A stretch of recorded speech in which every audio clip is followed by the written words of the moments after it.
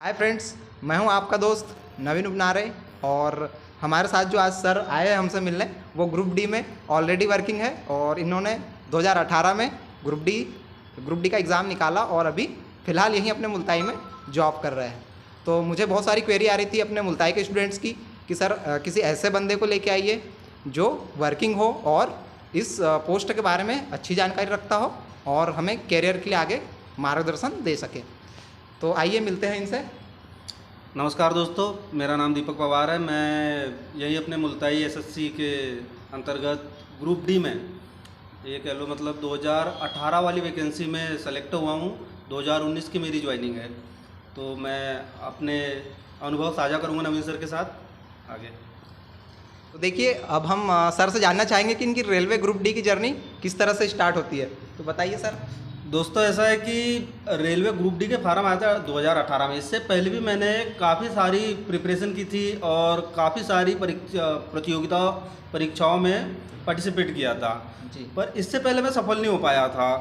और एक तो ये होता है कि हम जैसे फार्म भरते हैं, फॉर्म भरते टाइम ही बड़ी सावधानियां रखना पड़ता है। जैसे मान लो एक ग्रुप डी की वैकेंसी है, 62,000 कुछ वैकेंसी आई थी जहाँ तक मुझे याद है। हाँ, मुझे भी याद है। ग्रुप डी की। जी। अब बेरोजगारी के दौर में हम तो फर्स्ट प्रिपरेशन हमारी यही होती है कि हमको कैसे भी हो नौकरी मतलब मिल जाए, बस कहीं ना कहीं एक जॉब अपनी सिक्योर हो जाए, क्योंकि बिल्कुल, अपना बिल्कुल। भविष्य, क्योंकि हम ऐसे बैकग्राउंड से आते हैं। अपना मुल्ताई क्षेत्र इतना पिछड़ा हुआ है कि जी, बिल्कुल। ये तो group D, group C, group मतलब ई, कुछ भी कुल मिलाकर हाँ। कुछ भी मिल जाए, बस बस सरकार जैसे का एक तैसे कम मिल ना जाए। लग जाए, जो होती है ना समाज में रिस्पेक्ट व्यक्ति की। और क्योंकि मैं 2-3 सालों से तैयारी कर रहा था, हमने यही गलती करी जब पोस्ट प्रिफरेंस डालते टाइम फॉर्म भरते हैं उस समय। जैसे ग्रुप डी में 62,000 कुछ वैकेंसियाँ थी। अब हम जानते हैं कि सबसे ज़्यादा वैकेंसी थी उसमें ट्रैक मेंटेनर की। दोस्तों, हमको यहाँ पे फॉर्म भरते टाइम ही सबसे ज़्यादा सावधानी रखना चाहिए कि आपकी क्वालिटी के हिसाब से, आपके फैशन के हिसाब से जो पोस्ट होना चाहिए, या तो आपके नंबर के, आपकी क्वालिफिकेशन के हिसाब से, आपकी क्वालिटी के हिसाब से। जैसे मेरे जिस समय मेरा सिलेक्शन हुआ था उतने ही नंबरों में मैं पॉइंट्स में एसएनटी किसी भी विभाग में जा सकता था, पर मेरे नंबर ठीक थे।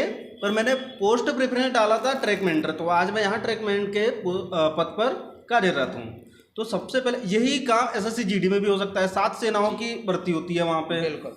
वहाँ हम सबसे ज़्यादा बीएसएफ या तो सीआरपीएफ, दो में ही वैकेंसियाँ ज़्यादा होती है। तो हम क्या चाहते हैं कि हमको सबसे पहले हमारी जॉब सिक्योर हो। हम ये नहीं जानते कि अभी जैसे मेरा उदाहरण रख लीजिए, मेरे एसएससी जीडी में 89.6 नंबर थे, और पर मैंने वहाँ फर्स्ट प्रेफरेंस डाला था सीआरपीएफ, जबकि उतने अंकों में नवीन सर मुझे सीआईएसएफ मिल सकता था। खैर एनआईए तो नहीं मिलता, क्योंकि वहाँ 92-94 अबाव वहाँ चाहिए थे नंबर, पर आराम से मुझे सीआईएसएफ मिल जाता था। बिल्कुल। पर वही हमारी दिक्कत हो गई कि हमने क्या डाला, सीआरपीएफ पहले। देखिए क्या होता है दोस्तों कि अब जो हमारा ग्रामीण क्षेत्र है, इसमें कहीं ना कहीं हम जितनी चीज़ों को जानते हैं, हमने नाम सुना होता है सीआरपीएफ, किसी के कोई भैया सीआरपीएफ में, कोई किसी के और कोई रिश्तेदार बीएसएफ में, तो ये थोड़ा फेमस होता है ग्रामीण अंचलों में। एनआईए के बारे में कोई नहीं जानता। खैर हमने तैयारी की तो हमें मालूम है, जब मुंबई पे हमला हुआ था तो उसके बाद एक राष्ट्रीय स्तर की एजेंसी की जरूरत पड़ी, जिसके बाद एनआईए का गठन किया गया। बिल्कुल। जैसे एनआईए हो गया, हम बहुत कम जानते हैं। आईटीबीपी जी। 1962 के बाद इंडो टिब्बत प्रोटेक्शन फोर्स, जी, बॉर्डर प्रोटेक्शन फोर्स, और ये एसएसबी, ऐसे बहुत सारी है जहाँ पे मतलब पर एक्चुअली हमको इन चीज़ों के बारे में पता ही नहीं होता है, और हम सिर्फ यही भेड़ चाल में जाते हैं और कहते हैं हमको सिर्फ जॉब चाहिए। बस बिल्कुल। तो उसी चक्कर में कई बारी गड़बड़ हो जाता है। देखिए फ्रेंड्स, अब हम सर से जानना चाहेंगे कि जो ग्रुप डी में जो भी और भी जो अदर पोस्ट होती है, तो इसमें से कौन सी ज़्यादा बेटर है, किसमें वर्किंग कैसा है, और इनमें सैलरी तो लगभग सेम ही है सभी में, और इसमें कैरियर में प्रमोशन में मतलब कौन सा ज़्यादा अच्छा रहेगा, और इसमें पढ़ाई का, जैसे कुछ लोग, जैसे हमारे कुछ स्टूडेंट हैं कि भाई ज़रूरी नहीं है कि यही जॉब में कंटिन्यू करें, वो चाह रहे कि स्टेशन मास्टर बने, या कोई यूपीएससी के लिए, या एमपीपीएससी, या सीजीएल के लिए प्रिपेयर करना चाह रहा है, तो उस हिसाब से सर बताइए। दोस्तों, ऐसा है बहुत सारी पोस्ट होती है ग्रुप डी में। जैसे ट्रैक मेंटेनर हो गया, एसएनटी हो गया, सीएनडब्ल्यू, पॉइंट्समैन एक्स्ट्रा। तो शुरुआती सैलरी तो लगभग सबकी सेम ही होती है, पर जैसे मैं खास करके ज़्यादातर बात करना चाहूँगा ट्रैक मेंटेनर की, क्योंकि मैं खुद उसमें हूँ। तो वहाँ ज़्यादा अच्छा बता सकता हूँ। ट्रैक मेंटेनर ऐसी पोस्ट है जो रेलवे में सबसे निचले स्तर पे मानी जाती है। जी हालांकि रेलवे की स्पाइनल होती है ट्रैक मेंटेनर, तो सबसे ज़्यादा और जिम्मेदारी वाला काम है ना सिर्फ हम ट्रैकमैन करते हैं। हालांकि काम तो हम ये नहीं कह सकते कि सिर्फ हमारी वजह से चल रही है, काम तो सभी लोग करते हैं, पर स्पाइनल इसलिए कहा जाता है क्योंकि जितना एक रेल सहती है उतना एक ट्रैक मेंटेनर सहता है। बिल्कुल, है ना जी। जैसे हमको फील्ड में वर्क करना होता है, जैसे बारिश हो, धूप हो, गर्मी हो, कोई भी वेदर हो, कैसा भी वेदर हो, हमको रेल को देखना ही है। रेल मतलब पटरी। जी बिल्कुल। जैसे ट्रैक मेंटेनर जो आप पटरी कहते हो उसको हम रेल बोलते हैं। जी। तो यही दूसरे डिपार्टमेंट की बात देख लो, जैसे एसएनटी हो गया। एसएनटी मतलब सिग्नल एंड टेलीकम्युनिकेशन। सीएनडब्ल्यू हो गया, वो जिसमें बोगी वगैरह बनाते हैं। पॉइंट्समैन हो गया, आप जानते हो ऑपरेटिंग विभाग। हमारे विभाग को इंजीनियरिंग विभाग बोलते हैं। इंजीनियरिंग मतलब जितना ये लोहा वाला काम सारा, ये समझ लो सारा इंजीनियरिंग में आ जाता है। बिल्कुल। अब यहाँ आ जाती है वर्किंग की। तो सबसे जो हार्ड एंड हेवी वर्क होता है नवीन जी, वो हमारा होता है। मतलब आपने देखा होगा कई बार लाल कपड़े में अपने फाटक के पास अभी काम चल ही रहा है वहाँ पे छनाई का। जी बिल्कुल। स्क्रीनिंग कहते हैं उसको। अच्छा। तो वहाँ हेवी हमारे औजार हेवी होते हैं। आपने वो बारी देखी होंगी सब्बल, हाँ। वो 8-10 किलो की। और मतलब वहाँ ये समझ लो कि मजदूरों वाला जो सबसे हेवीएस्ट काम होता है रेलवे में, जो सबसे भारी काम होता है हमारी रेलवे में, हमारी अपनी, वो हमारा ही होता है। अब यहाँ आती है प्रमोशन की बात। तो हमारे डिपार्टमेंट में सबसे कम प्रमोशन होते हैं। अच्छा, इंजीनियरिंग में? इंजीनियरिंग डिपार्टमेंट में जो ट्रैकमैन बंदा है ग्रुप डी में, अच्छा, ट्रैकमैन 4 लगा हुआ है लेवल 1 में। हाँ। वो सबसे कम, अच्छा, सबसे कम प्रमोशन पाता है वो बंदा। कई बारी तो सिर्फ 1900-2400 में ही बंदा रिटायर हो जाता है। अच्छा अच्छा। अब 1900-2400 आप समझ नहीं रहे हो, तो ये होता है ग्रेड लेवल, पे लेवल। जैसे इनिशियल जो ग्रेड होता है हमारा 1800 में किसी भी केंद्रीय कर्मचारी, चतुर्थ श्रेणी कर्मचारी की जो ग्रुप डी होता है उसकी 1800 में भर्ती होती है, ज्वाइनिंग होती है। जी बिल्कुल। देखिए क्या था इसमें पहले कि ग्रेड पे चलते थे, पर अभी उनको हटा दिया है, अब लेवल में आ गया। तो लेवल 1 के तहत आती है ये पोस्ट, और पहले 1800 के अंतर्गत थी, अभी लेवल 1 कर दिया है इसको। मतलब अभी 18,000 बेसिक वेतन है, उसमें टीए, डीए, एचआरए आपको सारा इंक्लूड होता है। तो लगभग, तो सर इसमें क्या रिस्क अलाउंसेस भी होते हैं क्या? हाँ जी, ये बहुत नई बात निकाली आपने, क्योंकि ये जो रिस्क अलाउंस होता है जी, ये सिर्फ और सिर्फ ट्रैक मेंटेनर को मिलता है। अच्छा। 2700 रुपया, जिसको अभी बढ़ाने के लिए ये जो संगठन है वो अभी दिल्ली में लड़ रहा है, ये रिस्क अलाउंस ये मतलब 6000 या 4100 कुछ करे। पर ये रिस्क अलाउंस हमको, और रिस्क है भी, ये मिलना भी चाहिए, जायज़ बात है। अच्छा, रही बात ये ग्रेड पे की, तो ये जैसे ट्रैक मेंटेनर में 4 ग्रेड होते हैं, 1800, 1900, 2400, 2800। उसके बाद में 4200 लग जाता है, जो कि इंजीनियरिंग अफसर के लिए होता है। जी, जेई जो जूनियर इंजीनियर ज्वाइन करते हैं, या स्टेशन मास्टर भी दोस्तों अगर ज्वाइन करता है ना, तो उसका 4200 ग्रेड पे होता है। तो ठीक है सर, देखिए इसमें अब हमने आपके इसके बारे में जान लिया। अब मैं ये जानना चाह रहा हूँ कि जैसे कोई अगर मेडिकल अटेंडेंट में जा रहा है, मान लो एसएनटी में जा रहा है, तो इसका क्या वर्क प्रोफाइल रहता है, और वर्किंग कितना, मतलब कितना इनके ऊपर वर्क प्रेशर रहता है? वर्क देखो ऐसा है कि रेलवे में तो कोई भी डिपार्टमेंट में जाओ काम, तो आपको वर्क प्रेशर तो रहेगा ही रहेगा। अफसर शाही खैर मैंने नहीं कहना चाहिए, पर ये तो काम तो करना ही पड़ेगा। अब रेलवे आपको काम करने के लिए हायर करती है। बिल्कुल। जैसे कि एसएनटी हो गया, उनके ऊपर भी बहुत जिम्मेदारी होती है। हमने ये बताया कि हमारा काम हेवी होता है, पर जिम्मेदारी हमसे ज़्यादा उनकी होती है। अच्छा। एक सिग्नल फेल हो जाए तो उन बेचारों को पूरे सेक्शन में दौड़ना पड़ता है, पता नहीं कहाँ से क्या हो जाए।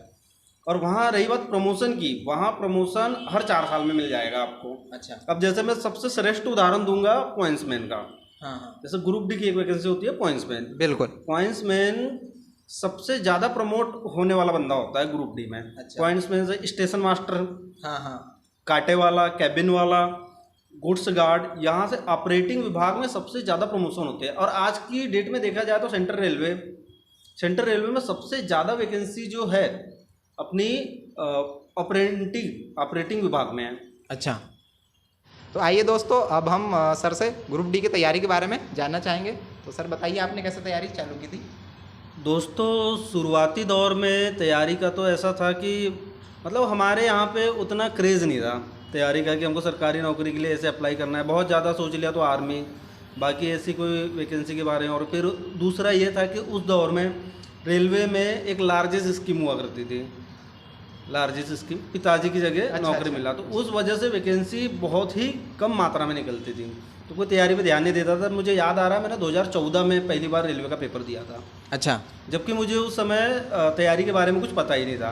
उस वहाँ 15-16 आते आते मुझे पता चला कि तैयारी कैसे करना है। फिर एक तैयारी का लेवल देखा, सेल्फ स्टडी करके देखी, सेंटर में आके देखा। उस समय ऑनलाइन का उतना जी था नहीं। बिल्कुल। और फिर तैयारी हम जैसे आज जो समस्या है स्टूडेंट के साथ, बच्चों के साथ, वही समस्या हमारे साथ तो खैर ज़्यादा। आज तो बहुत सारी सुविधाएं उपलब्ध है, ऑनलाइन डाटा, ऑनलाइन भी आप पढ़ सकते हैं। बिल्कुल, ऑनलाइन कंटेंट जो चाहिए वो। हमारे ज़माने में भी क्या है, मतलब उतना पुराने भी नहीं हुए पर जैसे आज से 6-7 साल पहले बोला जाए तो मतलब उतना नहीं था, उतने संसाधन उपलब्ध नहीं होते थे। बिल्कुल। उस ज़माने में जब तैयारी कर रहे थे तो हमें पहले तो हमको यही नहीं पता था कि हमको तैयारी क्या करना है। जैसे किसी ने बता दिया हाँ भाई जीके पढ़ना है, तो जीके में क्या पढ़ ले, फिर वही है जीके में स्टैटिक जीके पढ़ लिया, भारत की राजधानी, मध्य प्रदेश की राजधानी, इस तरह। पर जब 2016, 17, 18 आते तक की एक तैयारी का ये देखा, जब कंपटीशन देखा, फिर हमने सोचा नहीं यार तैयारी को एक अलग लेवल पे लेके जाना पड़ेगा अगर आपको सिलेक्शन चाहिए। बिल्कुल बिल्कुल। जैसे नवीन जी को पता है कि तैयारी में हम ऐसा करते हैं कि वैकेंसी आने वाली है भाई, ग्रुप डी की फार्म भर दिए, चलो भाई करिए तैयारी, है ना, ऐसे ही होता है। हाँ बिल्कुल। अब ऐसे में हम कितना पढ़ेंगे, 3 या 4 महीने का समय होता है, और एक वैकेंसी पाने के लिए आपको अपना 100% देना होगा, क्योंकि आज तो कोविड के बाद इतना कंपटीशन बढ़ गया है। बिल्कुल बिल्कुल, बहुत ज़्यादा। जैसे नवीन सर को पता है, इन्होंने पहले जो एग्ज़ाम दिए थे उसके बाद में अभी जो एग्ज़ाम दे रहे हैं, ये ज़्यादा बेहतर बता सकते हैं कि कंपटीशन बिल्कुल कितना है। जी। देखिए दोस्तों, मेरी भी अपनी कोचिंग है स्टडी पॉइंट मुल्ताई, तो मैं उसमें पढ़ाता भी हूँ और कुछ एग्ज़ाम भी देता हूँ। वैसे मैं एसएससी सीजीएल के लिए प्रिपेयर कर रहा हूँ, बट अभी जो पिछली एनटीपीसी थी उसमें मेरे 83 नंबर थे आउट ऑफ 100। बट मेंस में मेरे तबीयत ख़राब हो जाने के कारण मैं उसमें कोई भी, मतलब स्टेशन मास्टर में साइकोलॉजी में वैसे फेल हो गया हूँ मैं। बाकी फिर जो दूसरे एग्ज़ाम थे वो मेरे बिगड़ गए थे, बट कोई नहीं, मैं फिर से तैयारी कर रहा हूँ और साथ में बच्चों को मोटिवेशन भी देता हूँ और करियर गाइडेंस भी देता हूँ। मैं चाहूँगा नवीन जी, वो जो कंपटीशन है उस लेवल के बारे में बात कर रहा था मैं। देखिए कंपटीशन पहले क्या था कि हमसे पूछा जाता था कि भाई विटामिन सी वगैरह हो गया, मतलब जो बहुत बेसिक चीज़ें होती थी। बट अब क्या पूछा जाता है कि विटामिन सी तो पूछ रहा है, पर अब वो सारणी के अंदर पूछ रहा है कि भाई 10, मतलब 4-5 कुछ चीज़ें दे दी और उसके 1-2 कथन दे दिए, फिर उसका आंसर कैसे है कि 3-4 कथन में और दे दिया है उसने। तो ऐसे इस तरह से कठिनाई लेवल को बढ़ा दिया गया है क्वेश्चन का। तो फिर अब इस तरह का अगर लेवल आता है तो फिर अब सर हमको बताएंगे कि किस तरह से इनको हैंडल करना चाहिए। जैसे दोस्तों ऐसे होता था उस जमाने क्या अभी बोल दो, कंपटीशन इस तरह का बढ़ गया है। जैसे हम 5 जून पर्यावरण दिवस मानते हैं, है ना, मनाते हैं पूरी दुनिया में, पर यहाँ से कठिन क्वेश्चन कहाँ से हो जाता है। जैसे आपको प्रश्न आया कि भाई पर्यावरण दिवस कब मनाया जाता है, बिल्कुल, पर ये हो गया इसका जो लो लेवल देखिए, 5 जून, 14 जनवरी और 16 अक्टूबर, है ना, हाँ। और 3 अप्रैल, ये 4 डेट दे दी। ये हो गया आपका लो लेवल। अब यहाँ से अगर कंपटीशन हाई लेके जाना है तो कह देगा 3 जून, 5 जून, 7 जून, 14 जून। तो इस तरह जैसे उस जमाने में पूछते थे कि भाई विटामिन सी से होने वाली कमी, बिल्कुल, क्या क्या रोग हो सकते हैं भाई। आज पूछते कि विटामिन सी का साइंटिफिक नेम, उसके कंटेंट, मतलब बहुत भीतर तक के पूछा जाता है आज। जैसे पहले पूछते थे आवर्त सारणी हो गया, ये ऐसे हल्की चीज़ें पूछे जाते, पर आज है ना सारे लोग तैयारी कर रहे हैं, सारे बंदे तैयारी कर रहे हैं नवीन जी। बिल्कुल। तो उस हिसाब से कंपटीशन हाइपर होते जा रहा है। और आज जो हमको तैयारी करना है, जो तो अगर एक सरकारी नौकरी आपको चाहिए, और हम चाहते भी ये, क्योंकि हमारा जो अपना, हाँ, मुल्ताई जो इलाका है, मैंने देखा है हमारे यहाँ से बहुत कम स्टूडेंट सिलेक्ट होते हैं। अगला पॉइंट मेरा वो भी है कि भाई बिहार और यूपी के जो स्टूडेंट है वो ऐसा अलग क्या कर रहे हैं जो इतने अधिक मात्रा में सिलेक्शन ले रहे हैं, हम उस पर भी आएंगे। अपना क्षेत्र मुल्ताई क्या कह लो, मैं अपने गांव से, मैं अकेला रेलवे में हूँ। अभी कौन सा गाँव है सर आपका बताइए। मेरा गाँव खड़कवार ग्राम है जी, ग्राम पंचायत खड़कवार में आता है मेरा गांव। मैं अकेला वहाँ पे रेलवे में हूँ। अब यकीन मानिए 120 घर है मेरे गांव में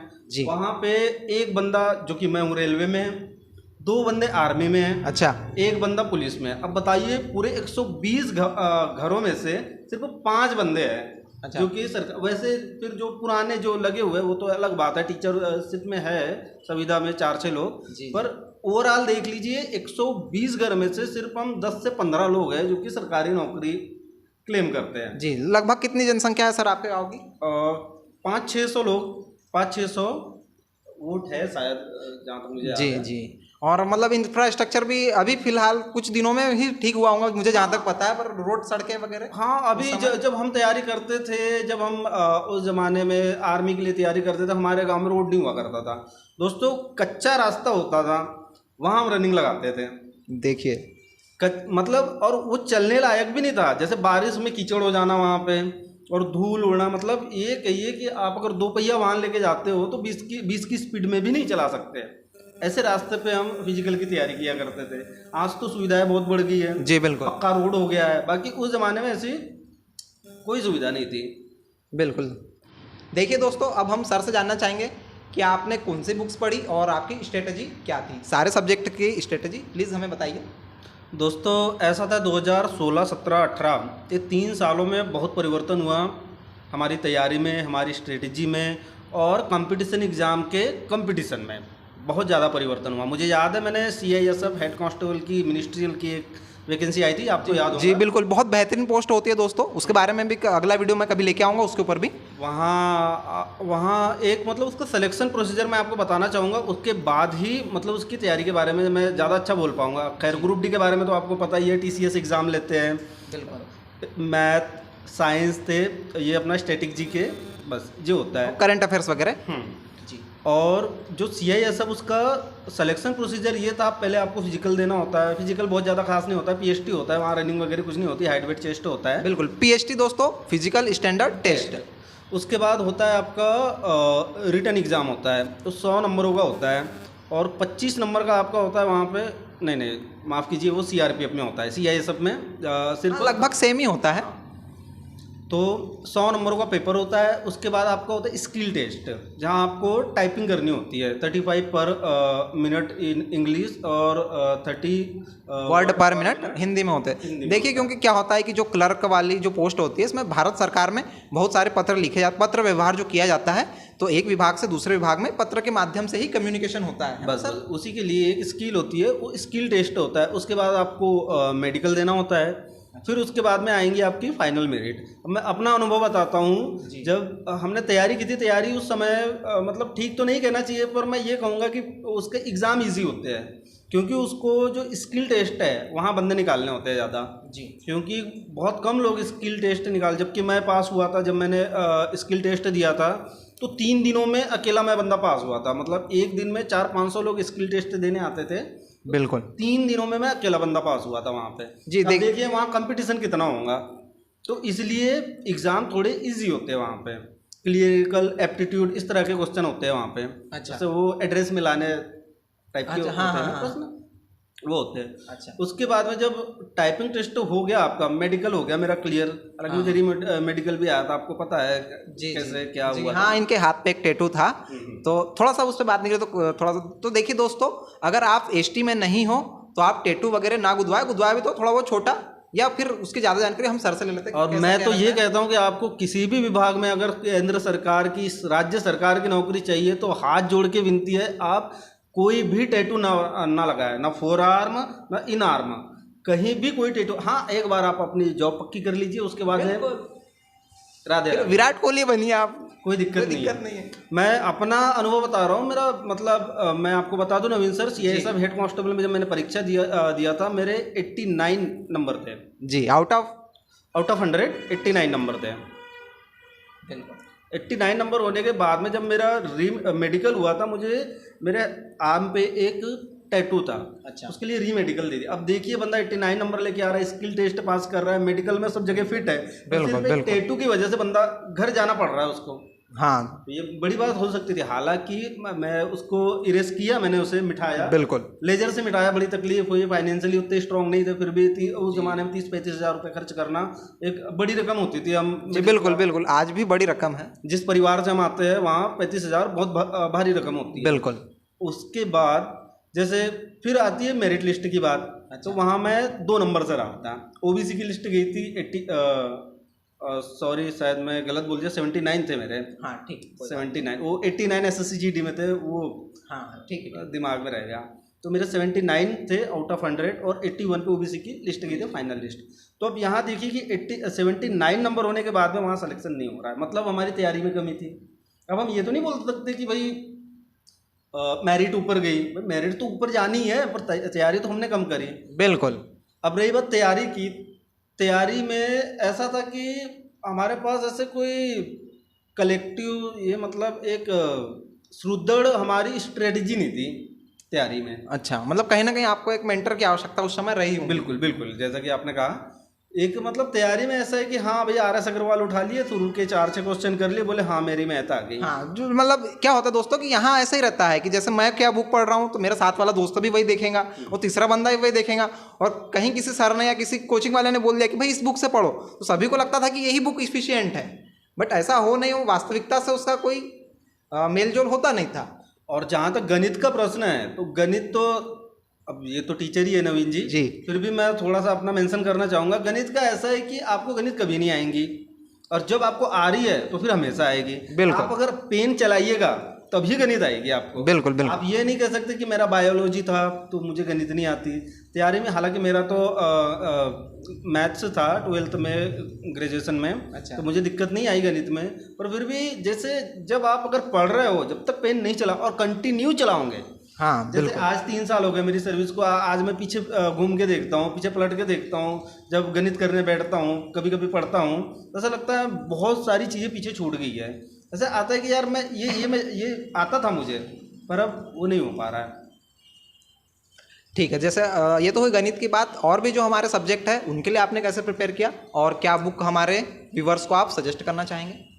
पुस्तकों का ऐसा है, उस समय संसाधन की बहुत कमी थी, और फाइनेंशियली भी देखा जाए तो हम उतने स्ट्रांग नहीं थे कि सारी पुस्तकें, सारी बुक्स अफोर्ड करें। मैं अपने खुद के बारे में बताऊं तो मुझे 20 किलोमीटर दूर से आना पड़ता था, बाय बस आता था मैं, तो 20 रुपये किराया लगता था, 20 आने का 20 जाने का। तो हम 3 लोग आते थे मोटरसाइकिल से, 15-15 रुपये का पेट्रोल डाल के। उस समय पेट्रोल भी सस्ता ही था नवीन जी, क्यों? जी बिल्कुल। अभी कुछ ज़्यादा ही महंगा हो गया है दोस्तों, बट उस समय काफ़ी 60-63, मतलब 60 से इधर 50-58 कुछ ऐसे ही रहा होगा। बिल्कुल बिल्कुल। और 3-4 लोग मिलके एक बुक खरीदते थे हम। जैसे एक RS अग्रवाल खरीदी थी, मुझे अभी याद है, शायद आपने भी पढ़ा होगा, उसमें देखा होगा। और एक बुक तो आपसे लेके गए थे हम, विज्ञान की। हाँ हाँ। तो ऐसे आज तो ऐसी चीज़ों की कोई समस्या नहीं है, आपके पास एक भी बुक नहीं है तो मोबाइल में इतना कंटेंट पड़ा हुआ है, बस PDF वगैरह। हाँ, सबसे बड़ी बात यही आ जाती है कि आपको समय देना है। और जैसे मैं तो यही बोलूँगा कि जैसे आप एक मिडिल क्लास फैमिली, अब अपने मुल्ताई के हिसाब से मिडिल क्लास फैमिली तो आप समझ ही रहे होंगे जी बिल्कुल। किस तरह की होती है। अगर आपको एक नौकरी चाहिए तो आपको ये इसलिए नहीं पढ़ना है कि वैकेंसी आई है इसलिए मैं तैयारी कर रहा हूँ। हाँ, मुझे जॉब चाहिए इसलिए मैं तैयारी कर रहा हूँ, ये बड़ी बात है। आप बिल्कुल। जैसे फिर अगर आपने एक बार तैयारी कर ली तो कई सारे एग्जाम आते रहेंगे। अगर आप सोच रहे कि मैं ग्रुप डी में ही लूँ, या आपकी मान लो कि कई बार उतनी तैयारी नहीं हो पाई या किसी कारणवश नहीं हो पाया, तो जरूरी थोड़ी आप ग्रुप डी में ही लगोगे। आप अगर आपकी तैयारी है तो आप स्टेशन मास्टर बन सकते हो, या SSC के थ्रू, CGL के थ्रू काफ़ी अच्छी पोस्ट और भी आती है। मैं उस पर आऊँगा अगले वीडियो में, उस पर बात करेंगे हम। तो ये सारी चीज़ें हैं। बिल्कुल, जैसे कि मैं बता रहा हूँ, मुझे ग्रुप डी में जाने का कोई भी, मुझे जब मैंने एग्ज़ाम दिया था तो मुझे ये भी नहीं पता था मेरा यहाँ सिलेक्शन हो जाना है। बिल्कुल। मैं मुख्य इसकी SSC GD की तैयारी कर रहा था। अच्छा, ये तो बाय प्रोडक्ट हुआ कि मेरी तैयारी अच्छा। अच्छी थी, नवीन जी जानते हैं। आम के आम और गुठलियों का दाम हो गया दोस्तों इनके साथ। हाँ, हालांकि जब नहीं लगी तो कुछ भी नहीं लगी, और जब लगी तो 2 लगी थी। बिल्कुल बिल्कुल जी। हाँ जी, इनका जो SSC GD का जो प्रिंट आउट था, आखिरी का रिजल्ट 89, वो मैंने ही निकाला था। हाँ। और काफ़ी खुशी भी हुई थी मुझे। पहला रिजल्ट मेरा इन्होंने ही देखा था कि हाँ भाई दीपक, बोले कॉन्ग्रेचुलेसन, तुम तो अच्छे नंबरों से पास हो गए और बढ़िया। तो जैसे अगर आपकी तैयारी एक समय पे पिक पे हो जाती है, और जैसे बंदा तो बोलता ही नहीं, तैयारी अपने आप ही बता देती कि आप कितनी तैयारी कर रहे हो। बिल्कुल। जैसे नवीन जी, मतलब बोलने से ही पता चल जाता है आपका ज्ञान कितना है। और ये कहाँ से आएगा, आप ये नहीं कि जैसे वैकेंसी आई है, अभी SSC GD की वैकेंसी आई है, नवीन जी आइए हमको गणित पढ़ा दीजिए, हम 3 महीने पढ़ के SSC GD क्रैक कर लेंगे, चौथे महीने में आपको सर्विस लगे। ऐसा कभी नहीं होगा। आपको 100% देना ही होगा, क्योंकि कंपटीशन इतना है। बिल्कुल। देखिए, ये समय की नज़ाकत है। अगर आप नहीं पढ़ोगे तो कोई ना कोई दूसरा बंदा पढ़ ही रहा है, तो कहीं ना कहीं आपको अपने स्किल पे काम करना है। और देखिए, उस समय ग्रुप डी में उस समय 2 करोड़ लोगों ने फॉर्म भरा था शायद, जहाँ तक मुझे याद है। हाँ हाँ। और 62,000 वैकेंसी थी। 62,000 वैकेंसी थी। तो आप ही देखिए, 2 करोड़ में व्यक्ति अगर आ रहा है तो लगभग कुछ कम ही % में व्यक्ति आ रहा है। मतलब काफ़ी काफ़ी स्ट्रगल है आपका और काफ़ी आपका टैलेंट, आपने काफ़ी मेहनत की, इस बात को दर्शाता है ये चीज़। जैसे छोटी सी बात मान लो, 2 करोड़ लोगों ने नहीं फार्म भरा है, 1 करोड़ लोगों ने फार्म भरा है, उसमें से 2 लाख लोग है ना परीक्षा देने बैठे हैं, जो कि तैयारी करके बैठे हैं। एक छोटे, हालांकि ये तो पॉसिबल नहीं है, 2 करोड़ में से कम 1 करोड़ 50 लाख लोगों ने तैयारी करके एग्जाम दिया है। बिल्कुल।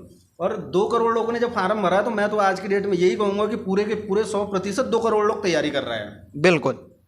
तो उतने में से सिर्फ 62,000 एक नंबर फिगर देखिए आप, क्या नंबर है।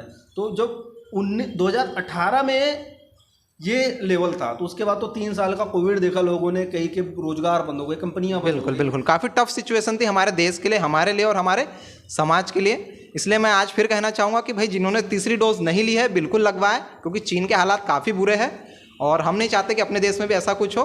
तो बिल्कुल आप इसके लिए अवेयर रहें। बिल्कुल।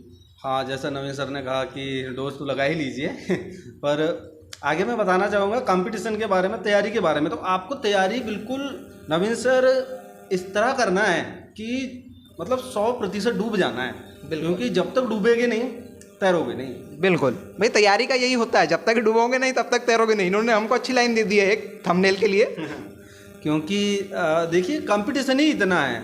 आप, रही बात कंटेंट चाहिए आपको, आज तो मतलब मोबाइल है, पुस्तकें अवेलेबल है मार्केट में। हाँ। और जैसे रही बात क्या पढ़ना है, ये ज़्यादा ज़रूरी है। जैसे नवीन सर ने बताया कि कैसे पढ़ना है और क्या पढ़ना है, इसमें ये है कि आपको सही गाइडलाइन चाहिए।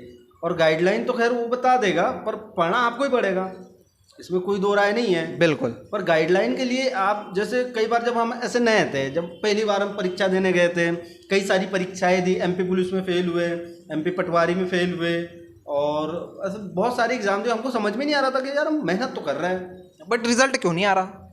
गणित भी अच्छी है हमारी, जीके भी ठीक ठाक है, साइंस से पढ़े हुए हैं, कोई दिक्कत नहीं, रिजल्ट आ काहे नहीं रहा, दिक्कत कहाँ आ रही है। फिर हमको पता चला कि यार हमको एक गाइडलाइन, हमको एक जो हमारे मोती बिखरे पड़े हुए हैं, पढ़ तो सब रहे हैं बिल्कुल, पर एक सूत्र में नहीं आ रहा है। इसलिए हम उस समय नवीन जी, हम एक कोचिंग में आए थे, यार नाम नहीं लूँगा, पर ले सकते हो, कोई दिक्कत नहीं। बिल्कुल बिल्कुल, वहाँ पे एक हमको बताया गया कि तैयारी करना कैसे है, आपको पढ़ना कैसे, नंबर डिस्ट्रीब्यूशन कैसे होता है, किस चीज़ के ऊपर आपको कितनी मेहनत करनी है, किस चीज़ के ऊपर कितनी मेहनत, कैसे मेहनत करनी है, ये एक गाइडलाइन जरूरी है, जो कि आपको कहीं सेंटर में या तो ऑनलाइन या तो जैसे भी हो, पर ये आपको, जैसे नवीन जी, हम कोई भी एग्ज़ाम देने बैठे हैं, एक सिलेबस तो पता होना ही चाहिए ना हमको। बिल्कुल। अब जैसे तैयारी ही करेंगे तब तो बात नहीं बनेगी। बिल्कुल बिल्कुल।